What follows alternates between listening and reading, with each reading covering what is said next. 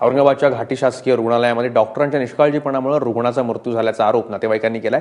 शरद वायकोस असं या 21 वर्षीय तरुणाचा काल पैठणला अपघात झाला आणि त्यानंतर त्याला रात्री 12 वाजता घाटी रुग्णालयामध्ये उपचारासाठी आणलं होतं। रुग्णालयात अत्यवस्थ असतानाही डॉक्टरांना वारंवार विनंती करूनही लक्ष न दिल्यानं शरदचा मृत्यू झाल्याचा आरोप नातेवाईकांनी केला। दरम्यान या प्रकरणी रुग्णालय प्रशासनानं समितीची स्थापना केली असून या चौकशीत दोषी आढळल्यास कारवाई करायचं आश्वासन प्रशासनाला दिलंय। प्रशासनाकडे रुग्णाच्या नातेवाईकाची डॉक्टरांनी हलगर्जीपणा केल्याची तक्रार प्राप्त झालेली आहे।